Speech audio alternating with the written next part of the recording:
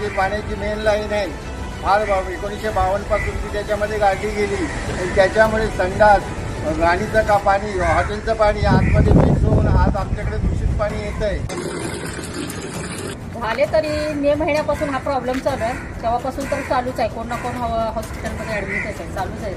कोणी इथं वाली नाहीये. कोणी करेक्शन खोदतो आणि घेतो.